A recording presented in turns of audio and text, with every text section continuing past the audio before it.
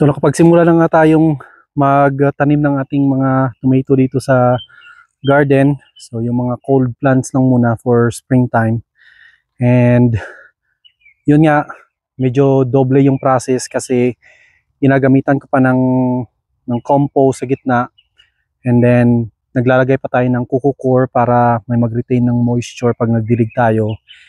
And lastly, yung ating mulching, magamit tayo ng hay, yun yung available sa atin, and pwede natin kapalan para at least hindi mag-evaporate yung water pag nagdilig tayo. So hindi tayo magastos sa tubig. Kagaya ng mga plant na nasimulan ko na dito,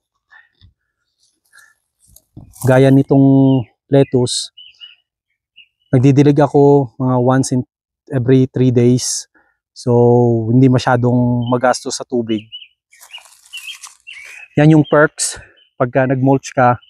And then sa soil ko rin talaga, kailangan ko talaga yung mulching kasi hindi nagsistay yung tubig sa sand. Kasi pag sand yung soil mo, syempre yung tubig talagang bababa kaagad. Pero gumaganda yung tanim natin this time kasi maraming mulching. Mga lettuce ito, so okay sila for the spring season.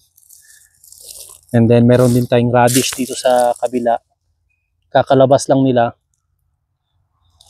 Pero meron tayong radish na nasimulan dito, almost ready to harvest.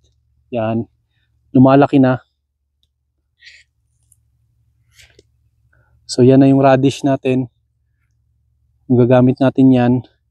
So test ko yan sa radish.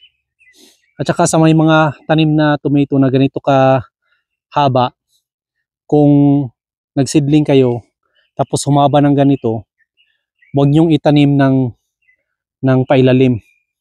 So ang estilo nito ay patagilid. Masyadong malaki. So bawasan pa natin dito sa baba. So ang gagawin is, so ika-cover natin lahat ng katawan and then angat ng konti dyan.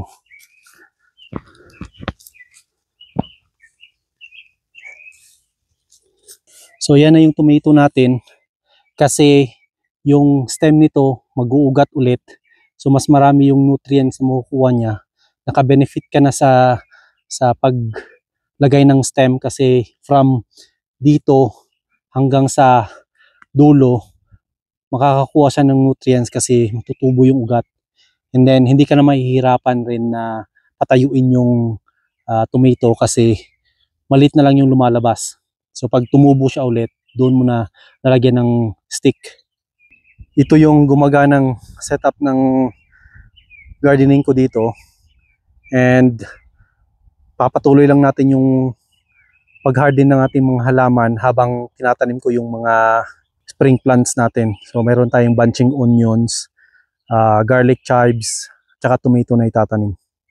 So sa mga mahilig magtanim dyan, enjoy nyo lang yung video at tsaka mag-upload pa tayo ng marami sa improvement ng ating garden. So yung rabbit natin ay makakatulong sa paganda ng ating garden kasi gagamitin nating fertilizer yung mga dumi nila.